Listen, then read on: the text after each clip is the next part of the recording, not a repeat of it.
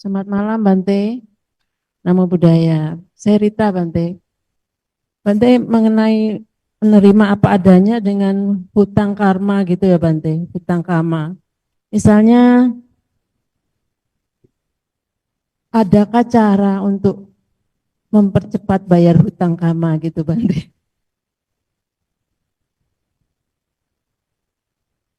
Seperti itu Bante. Itu Makasih. pertanyaannya. Ya, eh, Baik, baik. Hanya itu ya. Oke. Di dalam kehidupan sehari-hari, kita sebetulnya ya, tadi kan kita sudah sampaikan nih, bahwa di dalam tubuh kita yang tidak sampai 2 meter ini ada problem, tetapi juga sekaligus ada penyelesaiannya. Nah, jadi sebetulnya kalau secara dhamma, di luar diri kita itu semua adalah netral. Tidak ada yang tidak netral. Saya punya tetangga yang menjengkelkan misalnya. Tiap hari berisik, kalau nyetel musik kenceng, speakernya gede misalnya, jam-jam saya istirahat misalnya. Lalu saya jengkel, tetangganya menjengkelkan sekali. Ya sudahlah, mungkin saya bayar hutang, hutang karma. Kalau di dalam Dhamma, sebetulnya saya jengkel itu karena saya berharap dengan istirahat ini saya bisa tenang. Ternyata tetangga bikin musik suara yang kencang sekali. Jadi harapan saya tidak menjadi kenyataan. Saya jengkel. Kemudian saya baru mau meditasi. Wah, dia juga berisik banting-banting pintu misalnya. Saya berharap ketika saya meditasi, tubuh saya yang tidak sampai 2 meter ini punya harapan. Kalau saya meditasi, dia tenang. Kenyataan tidak tenang. Saya emosi, kemudian saya ngomong, ya bayar hutang. Ingat, tubuh kita yang tidak sampai 2 meter ini adalah jalan keluar. Ketika saya meditasi kemudian berisik, maka harapan saya yang saya kendalikan. Bukan saya memaksakan kehendak. Kenapa sih meditasi mesti pas dia berisik? Loh, itu kan kita memaksakan kehendak supaya dia tidak berisik. Dia berisik. Dia bikin suara kencang. Jadi yang saya perbaiki adalah diri saya sendiri. Di dalam tubuh 2 meter ini yang saya perbaiki, yaitu salah satunya bisa mengatakan, ah memang dia suka berisik begitulah, terserah. Ya sudah, pokoknya saya mau meditasi, saya nggak pusing sama dia. Baru kita tenang, tanpa emosi ke sebelah. Demikian pula di ketika nyetel musik yang kencang. Itu harapan kita jangan nyetel. Kenyataannya nyetel. Berarti yang kita ubah adalah harapan. Nah, ini yang secara Buddhis itu sebetulnya begitu. Tetapi kadang-kadang ketika kita sedang berusaha menerima kenyataan itu, kadang kita, aduh emosi banget ini. Nah, keluarlah kalimat bayar hutang. Sebetulnya istilah bayar hutang ini tidak termasuk di dalam dhamma ini. Karena di dalam dhamma hutang apa? Kita tidak pernah hutang karena kita adalah motif buah karma kita sendiri dan karma itu kita bisa terima sebagai kenyataan ketika pola pikir kita ubah. Makanya ketika kita sudah mencapai kesucian, maka mengalami sakit, mengalami penderitaan seperti yang Sang Buddha juga alami, beliau sakit dan lain sebagainya, mengalami usia tua, beliau tidak mengatakan bayar hutang, tidak, tetapi menerima itu sebagai kenyataan bahwa hidup adalah perubahan. Bahkan ketika kematian juga datang, beliau juga mempunyai konsep bahwa itu semua adalah proses, bukan sesuatu hutang, bayar hutang, piutang, tidak ada itu semua. Nah, jadi istilah hutang karma itu sebetulnya tidak terlalu berdasarkan dhamma. Sehingga kalau sekarang bagaimana cara mempercepat bayar hutang? Nah, Sebetulnya karena tadi bukan utang ini bukan urusan dhamma, bagaimana sekarang mempercepat supaya kita bisa lebih nyaman hidup kita adalah dengan mengubah pola pikir. Ketika kita bertemu dengan yang tidak disukai, misalnya bertemu dengan suasana yang tidak disukai, tadi sudah saya contohkan, yaitu misalnya benda, yaitu misalnya hilang uang, atau mobil banyak kempes, ya, atau mungkin kita mengalami ketuaan dan sebagainya, sehingga naik tangga menjadi sulit dan lain sebagainya, maka yang diubah adalah pola pikir. Jangan nanti kalau kita sudah tua, naik tangga, kemudian bisa Magi Wirya, akhirnya 3 anak tangga aja nggak kuat, kemudian kita duduk di anak tangga yang ketiga sambil pegangan, kemudian ya ketika ditanya, loh kenapa ibu kok duduk di sini? Aduh, ya saya ini mau menghabiskan utang saya. Enggak seperti itu jalannya. Prosesnya enggak seperti itu, tetapi sekarang bagaimana kita ini mengendalikan pikiran kita, menerima itu sebagaimana adanya sebagai pertapa di dalam kehidupan sehari-hari, yaitu semua adalah netral, ini pikiran saya. Berarti pikiran saya yang saya harus perbaiki. Nah, jadi saya jangan terlalu berharap lah sama lingkungan itu. Kalau saya harus bayar utang sama si A, si B, si C, jangan terlalu berharap. Ini utangnya utang karma ya, jangan bukan utang duit ya. Karena kalau utang duit, loh, siapa yang utang duit? Loh, itu bulan lalu. Oh, saya nggak utang di dalam Sang Bante pernah menyampaikan nggak ada utang-utangan. Ya itu kan kamu sendiri salahnya ngasih duit ke saya, jangan dianggap utang. Ini bukan urusan utang duit ya. Saya disclaimer dulu ini nanti, jangan sampai ceramah saya ini dipotong kemudian nggak ada utang, utang-utangan. Wow, nanti orang nggak bayar semua gara-gara ceramah saya malam ini. Nanti sama Ki Wirya yang nanggung loh. Ya, nah jadi yang saya bahasnya adalah utang karma. Semua ini hanyalah permainan pikiran. Bahkan ketika kita mengalami sakit yang dikatakan penderitaan sekalipun, kita bisa menjadi bahagia ketika itu kita mengubah pola pikir. Ketika Anda sakit, kemudian Anda dirawat oleh anak-anak Anda, dan ketika Anda sakit, kemudian anak-anak Anda menunjukkan kedekatannya dengan Anda dengan merawat, mijiti, ngasih obat, mengantar ke dokter dan sebagainya, sakit itu bisa menjadi sumber kebahagiaan kita. Karena kita bisa mengatakan, untung ya aku sakit. Jadi aku tahu anak-anak itu ternyata cinta sama orang tua. Coba, padahal tadi dikatakan tua, sakit, dan mati itu penderitaan. Tapi ternyata dengan pola pikir yang berubah, sakit itu bisa tidak jadi penderitaan. Sakit itu bisa jadi kebahagiaan. Ya, ya, jadi misalnya ada orang yang sakit kemudian, ya, dia kesempatan lah, saya alasan bisa WFH ini. Jadi saya kerja dari rumah saja, karena saya kebetulan ada sakit jadi sebulan saya kerja di rumah. Sebulan kerja di rumah gajinya full. Aduh, untung aku sakit. Jadi aku bisa ngurusi rumah dengan baik.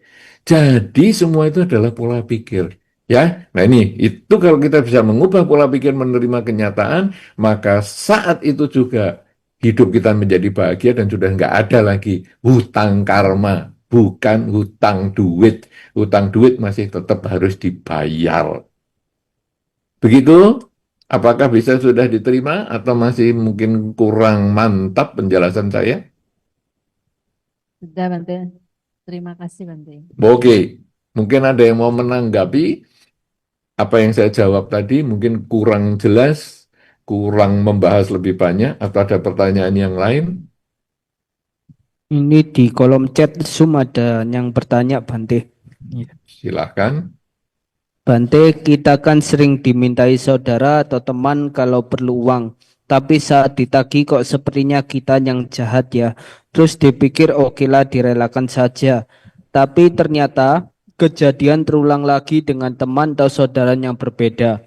Pada saat kita tagih karena saat perlu uangnya juga dibilang tegaan.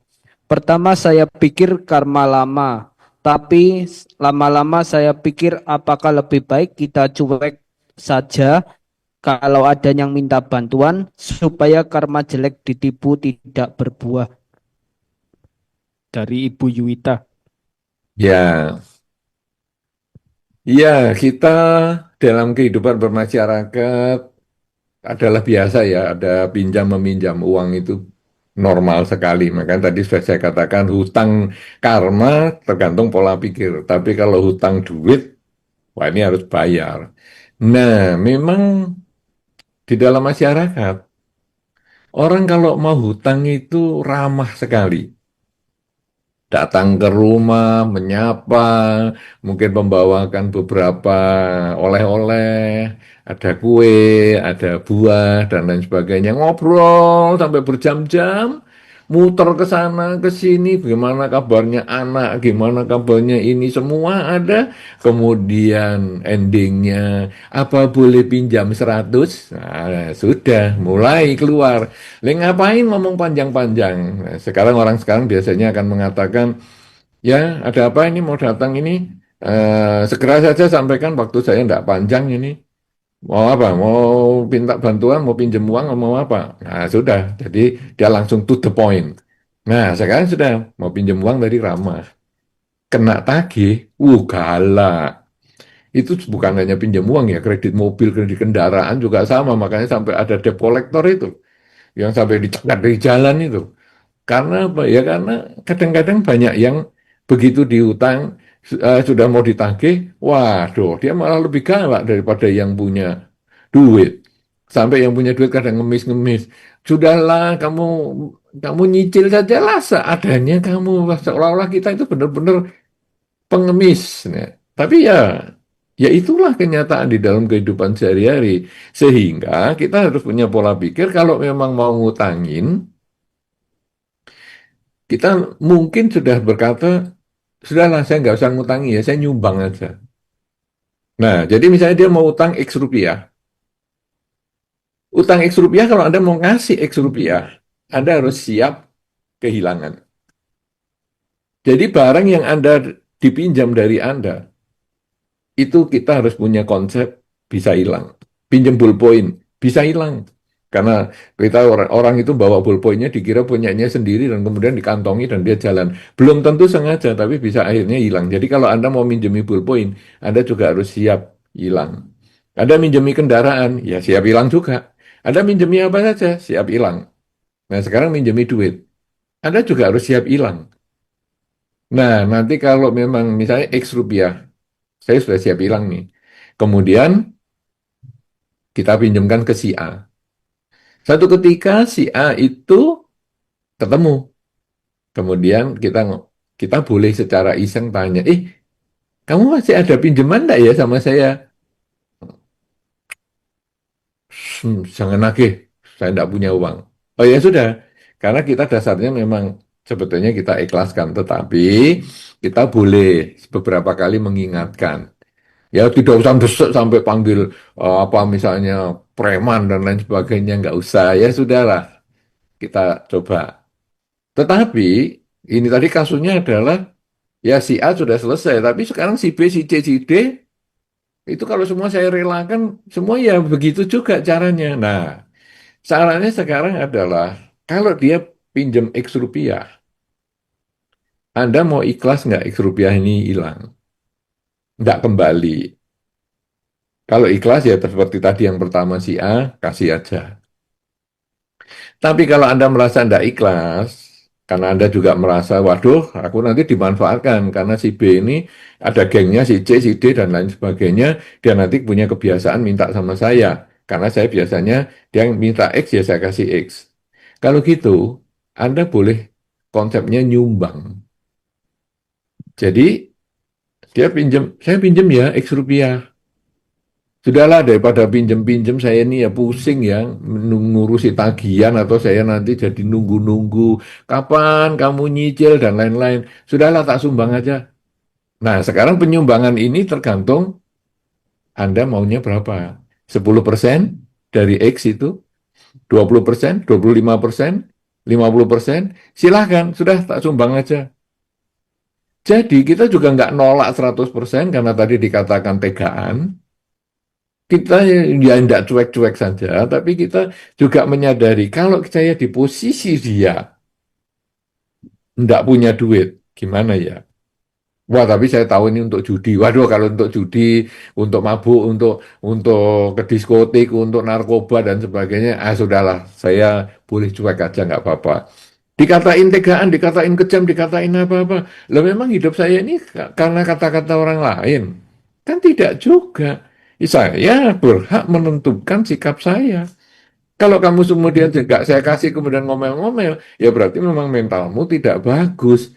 Nah, jadi dengan cara seperti itu, kita menjadi lebih tenang. Kalau ngasih duit juga kita lebih tenang, tidak mengharap balik. Kalau kita dikatain tegaan dan sebagainya, cuek dan lain sebagainya, kita ya tidak sakit hati. Karena apa? Karena itu kan ngeruntuhkan ego kita. Kita sakit hati itu kan karena harapan di tubuh kita yang tidak sampai 2 meter itu. Saya nggak mau dikatakan tegaan. Saya nggak mau dikatakan cuek. Karena saya nggak mau dikatakan yang jelek-jelek. Saya harus punya nama baik. Itu kan kita sendiri yang punya konsep. Tapi di tubuh kita yang tidak sampai 2 meter itu kan ada penyelesaiannya. Yaitu apa? Hidup saya bukan karena orang lain. Bahwa orang lain menganggap saya jelek, ya itu urusan dia. Tapi saya juga punya prinsip sendiri. Nah, tapi kalau sekarang, sudahlah, ini kan bagian dari hutang karma saya. Ya sudah, saya tetap kasih misalnya. Ya, itu berarti kita itu di dalam dhamma adalah orang baik, kita didorong untuk menjadi orang baik, tapi juga bijaksana. Jadi jangan terus ya demi menghabiskan karma lampau, hutang-hutang karma lampau saya ya sudah saya punya uang berapa saya dum-dum aja saya bagi-bagi kemana-mana. Ya bukan gitu juga karena kita bukan yayasan sosial. Kecuali memang kita punya anggaran untuk berbagi itu beda lagi. Ya jadi kita jangan semuanya diantem ataupun di alasan dengan alasan karma dan sebagainya semua ada logikanya itu. Ya, nah jadi boleh ngasih tanpa berharap kembali, boleh ngasih sebagian, jangan takut dikatakan kurang baik dan sebagainya, karena emas yang baik dimaki, dikatakan misalnya besi pun, dia akan tetap emas. Tapi kalau bambu, walaupun dikatakan emas, ya dia tetap bambu juga. Jadi kualitas diri kita yang baik, dicela orang lain, tidak akan mengurangi kebaikan kita. Saya kira ini yang bisa menjadi jawaban atas pertanyaan yang sudah disampaikan. Silakan kalau masih ada yang lain. Baik, Bante. Pertanyaan kedua dari Zoom. Kalau kita difitnah, apakah kita juga harus menerimanya? Dan bagaimana cara menghadapi orang yang menfitnah itu? Apakah kalau kita menjelaskan bahwa itu tidak benar, berarti kita tidak bisa menerima? Iya, di dalam Dhamma, Sang Buddha sudah pernah loh dikatakan sebagai orang yang males lah ya. Jadi pada satu ketika Sang Buddha sedang pindah patah, kemudian ada seorang ya umat ataupun mereka yang tinggal itu mengatakan, ngapain kamu males ini? Sudahlah, nggak usah minta-minta ke sini. Nah, tetapi karena Sang Buddha itu adalah sudah bisa menyelesaikan dengan keinginannya sendiri, tidak ada emosi. Kemudian Sang Buddha menyampaikan, kita juga bekerja, para bhikkhu ini juga bekerja. Kita punya sawah juga, namanya ya batin kita ini sawahnya. Kemudian kita juga mengolah sawah ini dengan konsentrasi, dengan kesadaran, dengan kemoralan. Ini semua adalah pengolahan. Nah, kemudian kita juga menanam bibit kebijaksanaan dan sebagainya. Jadi kita juga punya pekerjaan, tapi jenisnya ya tentu berbeda. Kalau kamu mengolah sawah dan dengan kerbau, dengan bajak, dengan apa dan menanam padi. Nah, pertapa itu berbeda. Itu ada diskusinya yang cukup panjang. Endingnya apa? Fitnahan itu akhirnya menjadi tidak tidak bisa divalidasi karena Sang Buddha bisa memberikan penjelasan dengan baik. Kemudian kisah yang lain ada, yaitu ketika Sang Buddha menyampaikan cerita bahwa kamu ini di dalam kehidupan sehari-hari para biku, kamu bisa dipuji dan juga bisa dicela. Kalau kamu dipuji, dengarkan baik-baik pujian itu. Kalau benar, ya cukup katakan, ya memang saya seperti itulah. Tapi kalau pujian itu salah, karena kamu dengar baik-baik, maka kamu tahu bahwa itu salah, jangan langsung dipuji, kemudian jadi terbang misalnya. Kalau istilah sekarang kan dipuji menjadi terbang, ya dicela menjadi tenggelam. Ya, kalau kamu dipuji, karena batin kamu tenang, kamu sudah bisa menyelesaikan dengan diri sendiri, kamu tahu bahwa pujian itu salah, ya kamu katakan, maaf ya, saya nggak sebaik itu. Jadi pujian salah sebetulnya bagian dari fitnah juga itu. Tapi dia bisa katakan, ya maaf ya, saya tidak sebaik itu. Kemudian ketika kamu dicela, wah biasanya kalau dicela langsung tenggelam, down. Wah, aku sudah berusaha sebaik ini, masih dicela. Dasar orang ini. Nah, Sang Buddha menyampaikan, kalau dicela, dengarkan baik-baik. Jangan emosi. Kalau benar, katakan, oh ya, saya akan perbaiki. Karena apa? Karena orang yang mencela kita, orang yang mengkritik kita, sebetulnya dia orang yang penuh perhatian dengan kita. Cuman di bidang yang berbeda, dia memperlihatkan kekurangan kita. Sedangkan orang yang memuji dan benar, itu juga memperhatikan kita, tapi memperlihatkan sisi baik dari kita. Sehingga kalau Anda di dalam masyarakat, Anda sering merasa dipuji dan benar. Berarti kehidupan Anda ini cukup baik di mata masyarakat. Yang benar ya pujiannya. Dan ketika Anda dikritik dan itu juga benar, maka ada hal-hal tertentu yang Anda harus perbaiki. Walaupun di sisi sana Anda sudah dipuji, ada di sisi sebelah sini Anda dicela, perbaikilah supaya di masa depan tidak ada kesempatan orang mencela Anda. Nah, sekarang tadi disampaikan, kalau ada orang mencela, dengarkan baik-baik. Kalau celaannya benar, berarti kita harus memperbaiki diri. Tapi kalau celaannya salah, nah inilah fitnah tadi. Kalau celaannya, kritikannya itu salah, maka katakan pada dia, maaf ya, saya tidak sejelek yang kamu pikirkan. Nah, itu yang disampaikan di dalam Dhamma adalah seperti itu.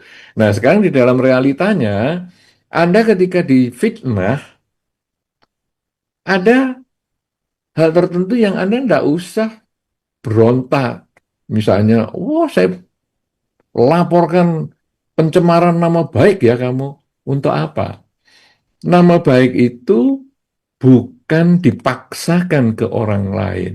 Nama baik kita itu sebetulnya kita dapatkan dari perilaku kita. Jadi, orang memfitnah berarti orang tidak tahu diri kita. Orang tidak tahu tidak usah dimaki-maki. Orang tidak tahu tidak usah dimusuhi. Ya dibiarkan saja dulu. Nah, apakah itu perlu diterima? Kita hanya membiarkan saja. Ya, kalau dulu Sang Buddha pernah disampaikan juga, pada satu ketika Sang Buddha dikritik yang habis-habisan, yang nggak benar juga kritikannya, dimaki-maki, Sang Buddha hanya memberikan contoh. Ada orang yang bertamu ke rumah kamu, kemudian kamu menyajikan makanan dan minuman, tetapi orang itu kemudian tidak mengkonsumsi atau tidak minum maupun tidak makan barang yang kamu sajikan. Setelah orang itu pergi, apa yang kamu lakukan? Ya saya minum dan saya makan sendiri, suguhan saya itu. Nah, Sang Buddha juga menyampaikan, apa yang kamu katakan tadi, kata-kata yang tidak tepat itu, saya tidak menerimanya. Jadi ya silahkan, kamu ambil lagi. Nah, artinya apa? Celaan, hinaan, fitnahan yang tidak sesuai dengan kenyataan, kita abaikan aja. Loh, tapi saya kan jengkel ketemu dia. Ya, kita berusaha tidak usah ketemu dia. Dan banyak orang, nanti kalau memang perilaku kita tidak sejelek itu, banyak orang nanti justru akan membela kita. Karena dia akan mengatakan, enggak itu, orang itu enggak seperti yang kamu ceritakan loh. Dia baik loh. Wah, nggak tahu kamu dia orangnya jahat. Ya, kamu juga nggak tahu bahwa dia itu orangnya baik. Kenapa? Karena emas dikatakan bambu, dia tetap emas. Jadi kita tidak usah emosi dengan orang yang memfitnah itu. Kalau Anda mau menjelaskan, boleh saja. Dengan menyatakan, maaf ya, saya tidak sejelek itu. Nggak mungkin, os kamu memang orangnya begini, begini, begini. Ya sudah, ya terserah kamu kalau kamu nggak percaya. Ya nanti waktu aja yang membuktikan.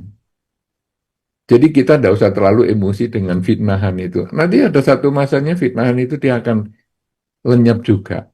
Karena waktu dan karena bukti perilaku kita yang tidak sesuai dengan kata-kata buruk yang dia sampaikan.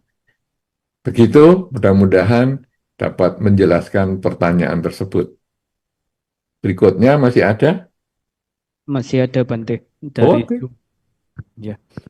Selamat malam Bante. Zaman sekarang banyak penderita anxiety atau khawatir berlebih yang mereka sendiri tidak tahu penyebabnya apa.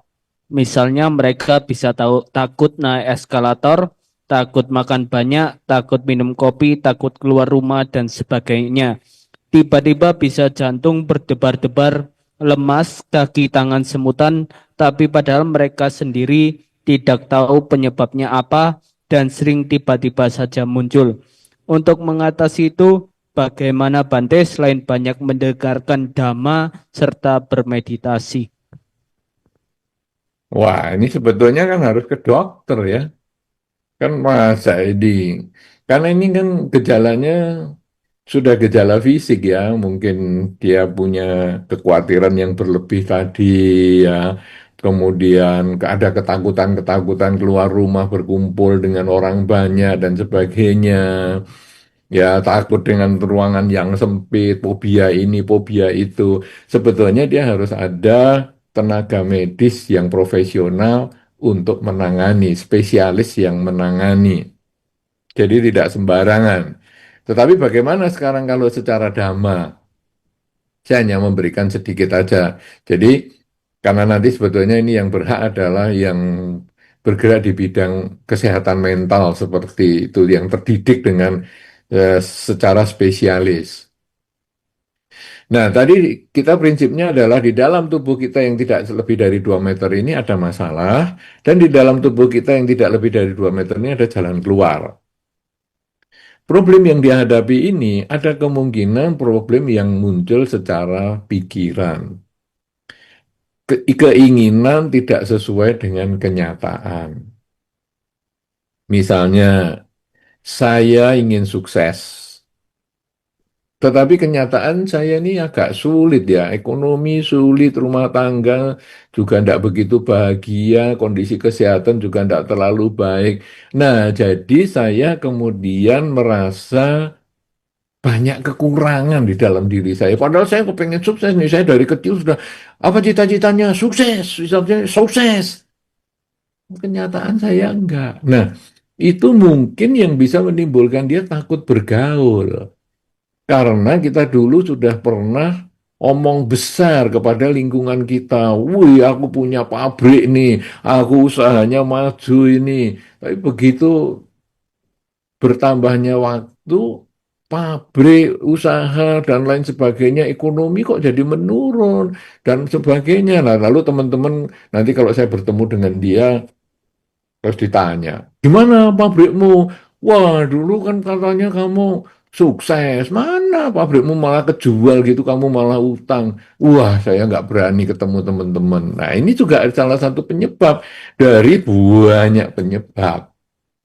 Ya, dan ada banyak hal itu sampai kayaknya kalau mau ke tempat pertemuan ada acara seperti mau ada dengan teman-teman, saya aduh dengkul saya jadi lemes sekali nih.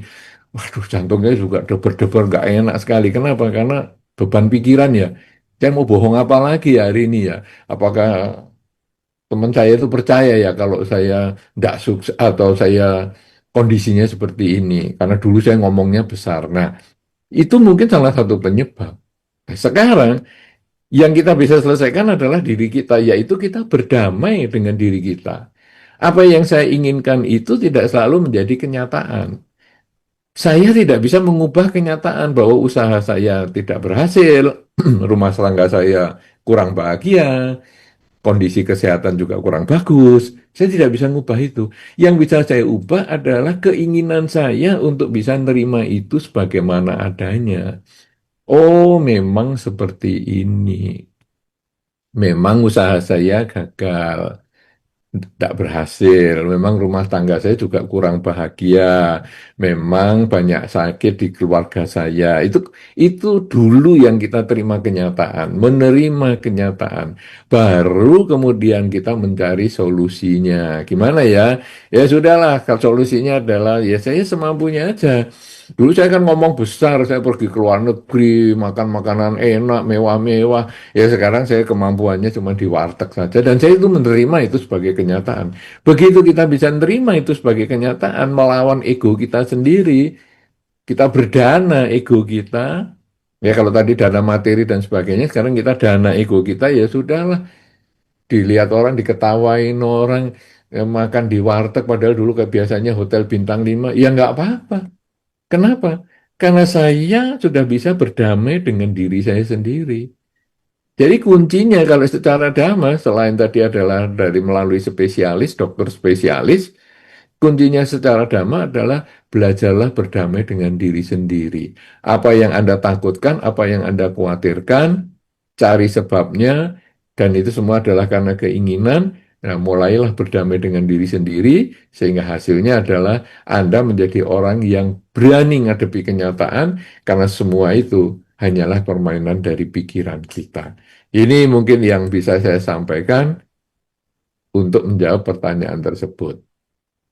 Mungkin selain yang di Zoom kan siapa tahu ada yang langsung atau yang di YouTube. Yang langsung sih juga bagus ya supaya teman-teman yang ada di Wihara Samagi Wirya juga punya kesempatan baik juga. Kan sudah hadir. Ya, sebelum lanjut ke pertanyaan yang di Zoom, silakan ada Bu Enda. Hmm. Selamat, hmm, selamat malam Bante. Saya Enda. Bante mohon arahan atau bimbingan kalau ada salah satu keluarga atau teman kita yang sedang sakit, mungkin bisa mengarah ke eh, Mic-nya boleh agak dekat karena nggak jelas. eh, misalkan ada salah satu keluarga atau teman kita yang sakit dan dia mungkin dalam kondisi kurang sadar gitu Bante. Bagaimana caranya kita bisa membantu? Misalkan kita membaca parita, apakah itu yang paling tepat dan apakah harus si penderita itu mendengar Bante? Apakah kita dari jarak jauh itu juga bisa membantu? Terima kasih Bante. Iya, jadi sekarang ada orang yang sakit nih. Gimana nih kita membantu ya? Nah, baca parita, bagus. Nah, problemnya sekarang, apakah harus mendengar atau dari jarak jauh? Sebetulnya kurang lebih sama ya. Jadi kalau memungkinkan, boleh jarak dekat. Ya, walaupun dia tidak sadar, walaupun koma misalnya, kemudian kita membaca pelan-pelan aja ya, nggak usah digas itu. Pelan-pelan aja kita bacakan parita. Itu bisa memberikan manfaat karena dia bisa mendengar. Walaupun orang itu kurang sadar atau koma, tetapi sebetulnya telinga ini tetap mendengar. Di dalam banyak kasus yang pernah dialami ya, orang yang koma-koma itu, ternyata setelah dibacakan parita atau diomongi baik-baik aja, itu bisa bisa menangkap omongan orang. Makanya kadang-kadang orang yang sudah koma, setelah sering diomongi, dikasih cerita-cerita, kadang dibacakan buku yang dia sukai dan sebagainya itu, nanti kalau sadar, sudah bangun lagi, sudah menjadi lebih sehat, itu dia bisa ingat loh, kamu dulu kok, saya rasanya pernah kamu bacakan ya buku-buku seperti ini, ya. Makanya disarankan, kalau ada orang koma, tetap diajak ngomong, jangan dianggap patung, jangan dianggap guling. Lalu ada ngobrol suka-sukanya di sampingnya. Ya dulu ada orang yang sudah koma, kemudian anaknya ngomel-ngomel, aduh ini kok orang ayah kita ini kok nggak cepat meninggal ya? Kok nggak meninggal ya meninggal atau sembuh ya sembuh begitu. Karena kita ini kan dari luar negeri datang, ada cuti dan lain sebagainya. Itu walaupun koma dia bisa keluar air mata loh. Jadi dia mendengar, cuman dia tidak bisa mengekspresikan, bereaksi terhadap hal-hal yang didengar. Nah, sehingga kalau Anda membacakan parita atau ngobrol yang baik di sekitarnya itu boleh, karena dia bukan guling, dia bukan bagian dari tempat tidur. Jadi sambil ngobrol juga, ya kita doakan sama-sama lah ya, si sakit ini semoga cepat sembuh dan sebagainya. Itu dia sebetulnya bisa mendengar, cuman tidak bisa bereaksi. Nah, kemudian bagaimana nih kalau jarak jauh? Nah, ini yang meninggal kan di luar, yang sakit kan di luar kota nih. Kita bacakan jarak jauh. Jarak jauh sebetulnya juga bisa. Memang si sakit ini tidak mendengar secara langsung, tetapi kita ketika membacakan parita atau kita mendoakan, itu sebetulnya semua adalah permainan gelombang pikiran. Dan pikiran itu bisa melawan atau bisa mengatasi, menembus dimensi ruang dan waktu. Misalnya sekarang yang sakit di kota A, yang mendoakan di kota B. Bisa, nggak usah pakai telepon apa sebetulnya enggak. Ya, jadi kita doakan semoga si A ini sembuh, semoga si A ini sehat dan sebagainya. Itu gelombang pikiran kita itu bisa diterima oleh yang sakit. Walaupun tidak serial waktu dia mendengar, tetapi tetap bisa diterima. Karena itu doa dari jauh pun akan memberikan manfaat. Ya, jadi kita misalnya, wah ini sama Geberia kan ada beberapa umat nih. Tolong didoain ya, salah satu saudara kita yang sedang sakit di Jepang. Oh ya, boleh. Kita nanti akan berangkat ber-20 ya. Tolong dibiayai ya tiketnya ke Jepang. Kemudian kita tinggal di hotel. Tolong bintang 5 ya. Sekalian kita jalan-jalan. Kan membacakan parita kan tidak bisa cuma sekali dong. Maksudnya ini perjalanannya sejauh itu. Ya kita bacakan kira-kira 2 minggu ya. Nah, tapi 2 minggu kan juga tidak di depan pasien terus. Jadi ya kita tolong diatur juga ada jalan-jalan dan sebagainya. Oh, itu kan nggak itu sudah nggak nyambung lah artinya. Ya dia walaupun dia di Jepang ya kita tetap bacanya di Malang, baca parita sendiri misalnya. Atau kalau sekarang bisa lewat Zoom gini ya. Jadi sudah ya. Yang sakit juga dibukakan Zoom misalnya biar supaya sekaligus mendengar dan jarak jauh. Itu juga bisa. Jadi langsung bisa, jarak jauh bisa. Jarak jauh tapi dengan media Zoom misalnya atau dengan HP misalnya suruh dengarkan lewat HP juga bisa. Prinsipnya gelombang pikiran itu bisa menembus dimensi ruang dan waktu. Tidak ada bedanya dengan jarak dan lain sebagainya. Begitu ya, apakah bisa diterima itu? Bisa Bante, kami mudahmi. Ya. Gimana kira-kira kalau ada proyek yang mau mau baca parita di Jepang atau di Korea atau di Eropa sana? Ada minat berangkat 20 orang satu bis. Ya, lumayan toh? Ya, Ya, oke. Nah, selamat malam Pak. Saya Hendro. Pak. Mau tanya, Yang dekat sama mic ya, tadi Anda siapa saya nggak dengar. mau tanya Pak. Siapa tadi Anda? Saya Hendro. Indro, oke. Silakan. Mau tanya ya. Kalau pembacaan paritanya pakai tip bagaimana? Apa ada hasilnya?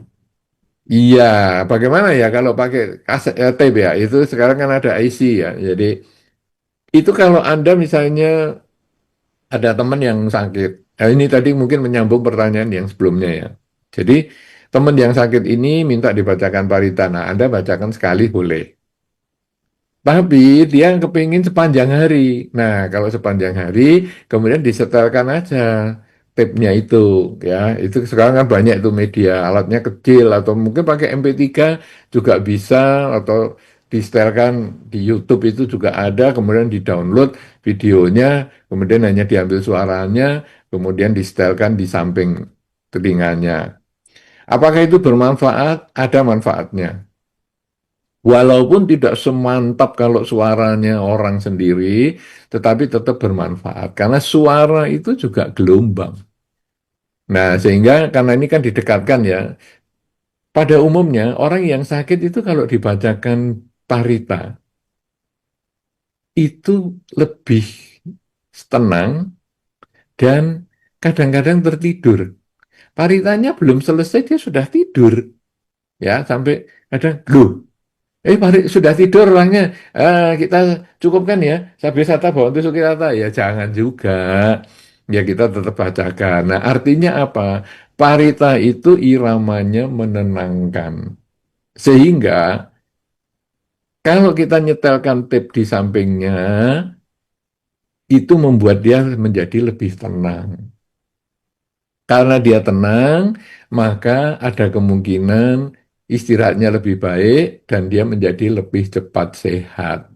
Kan kalau dirawat orang sakit itu kan biasanya lebih banyak istirahat ya biar cepat sembuh.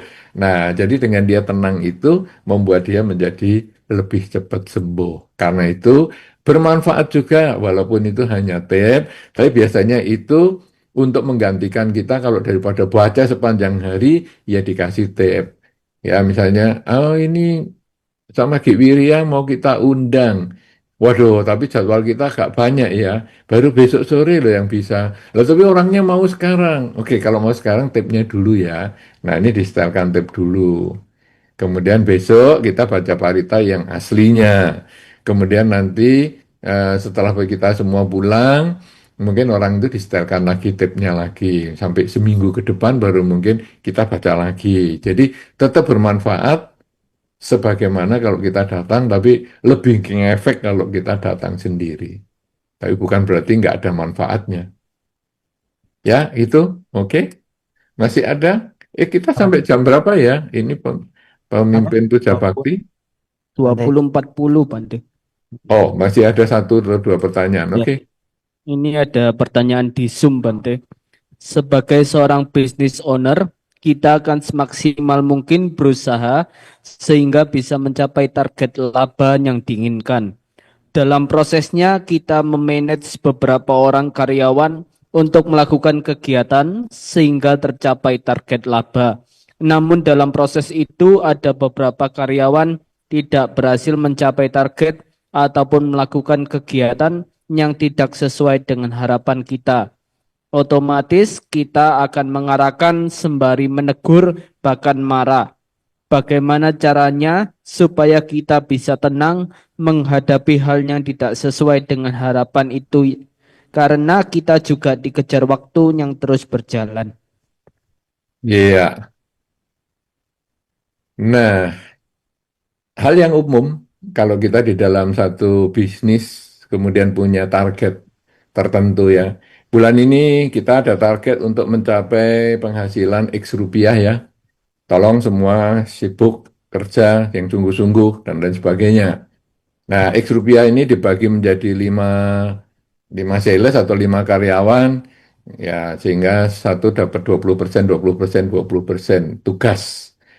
Nah, di akhir bulan akhirnya muncullah problem yang disebutkan tadi, yaitu ada 2 orang berhasil mencapai target, 1 orang gagal mencapai target, malah nol. Nah, 2 orang sisanya kurang dari target. Wah, kita jadi emosi. Tapi ingat, problem itu ada di tubuh kita yang tidak 2 meter ini, tidak lebih dari 2 meter. Kemudian penyelesaian juga di tubuh kita yang tidak lebih dari 2 meter. Hal yang penting diselidiki adalah apakah pembagian pekerjaan kita itu sama. Jadi artinya misalnya ini 5 orang, ini 20, 20, 20, sama kan ini? Apakah sama? Oh iya sama. Oke. Apakah kemampuan setiap orang itu juga sama? Nah ini kan ibaratnya kita lomba lari nih. Lomba lari jarak katakanlah 100 meter. Sama-sama sehat? Sama. Sama-sama umurnya? Sama. Tetapi kan tiap orang di 5 orang ini jalur lari 100 meter itu ada yang cepat memang nyampe-nya karena memang dia fisiknya bagus, tapi ada yang, aduh, aku kebanyakan ngerokok ini, aduh, aduh nggak kuat ngempis-empis misalnya. Itu ya ada, oh, kan kamu masih muda, umurmu masih sama itu sama yang menang. Iya, aduh. Saya kan punya latar belakang yang berbeda. Itu yang dua menang itu kan memang olahragawan. Saya ini kan begadangan, kemudian jarang tidur malam, kemudian saya juga agak suka minum minuman keras. Aduh, ya lemes saya baru 25 meter aja sudah habis napas saya. Ya, terus juga semangatnya untuk melanjutkan nggak ada. Nah, yang dua berikutnya ini oke, dia tapi kesehatannya normal-normal aja, tapi aduh 100 meter berat juga ya, saya nggak bisa sekenceng dia itu. Ah sudahlah, pokoknya saya jalan tapi ya pokoknya nyampe ke depan. Nah, jadi jarak 100 meter dibaginya sudah sama. Usia yang lari sama, jenis kelaminnya sama, ya sama-sama pria misalnya atau sama-sama wanita misalnya. Tetapi latar belakang kehidupannya itu tidak sama. Ada yang memang latar belakangnya olahragawan, ada yang memang begadangan, ada yang tidak gampang patah semangat. Nah, sebagai manajer yang baik, itu yang harus bisa mengarahkan, nggak main pukul rata dan emosi. Ada kemungkinan pemilihan orang yang ditugaskan itu menjadi keliru. Itu kalau manajer di rumah, misalnya ibu-ibu itu sering sebagai manajer, yaitu mengatur pembantu rumah tangga. Misalnya di rumah ada 3 orang pembantu. Ibu-ibu itu bisa memanage, misalnya pembantu si A ini suruh ke belanja aja, dia hitungannya pinter nih. Nah, dia suruh si A belanja. Si B, ini suruh ngurus binatang aja, anjing atau kucing. Itu sangat kasih sayang dia kalau sama kucing dan anjing. Nah, si C itu pinter masak.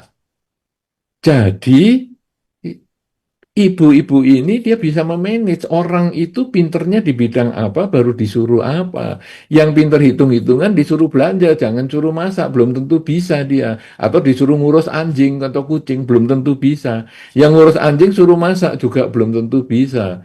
Nah, jadi sekarang business owner itu bukan hanya dia punya modal, dia punya cara untuk memotivasi anak buahnya, tetapi business owner itu tahu anak buah yang bisa dipakai dan tidak. Kalau sampai ada banyak kegagalan dan tidak mencapai target, kadang-kadang yang salah adalah yang menugaskan.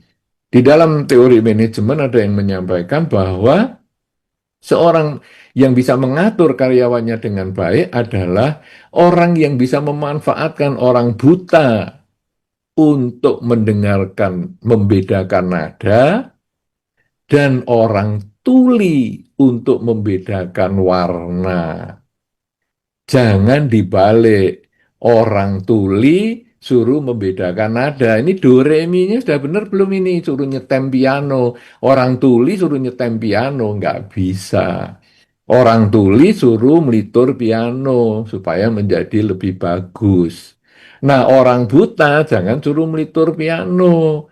Orang buta suruh nyetem piano. Itu baru manajer ataupun business owner yang tepat.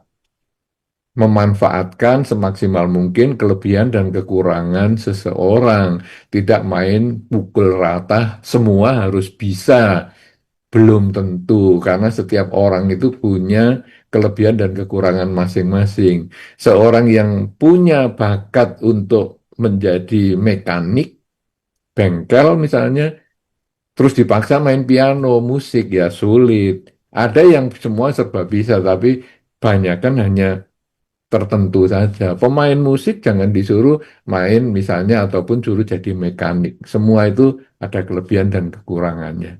Saya kira demikian, kalau sudah bisa dia menyelesaikan dengan diri sendiri, memahami bahwa semua orang ada kekurangan dan kelebihannya, maka akhirnya bisnis owner ini bisa mengarahkan anak buahnya sesuai dengan kemampuan. Si A dan si B itu mungkin 20% memang bisa, si C ini mungkin tidak cocok untuk dibagi pekerjaan ini, si D dan si E mungkin harus dimotivasi lagi supaya lebih cepat atau diturunkan targetnya sehingga mungkin targetnya lebih pendek atau waktunya yang diperpanjang. Si A dan si B itu 1 bulan untuk mencapai 20%-nya, si D dan si E mungkin butuh 6 minggu untuk mencapai bagian dia.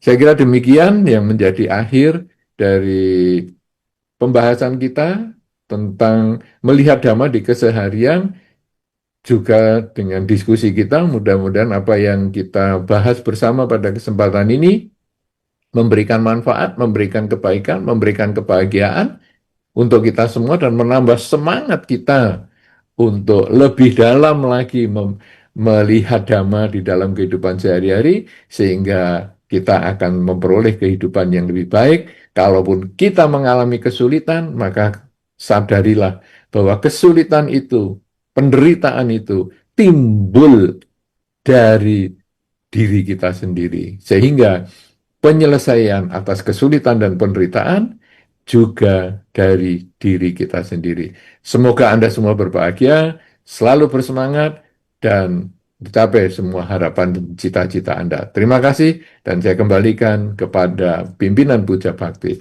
Terima kasih.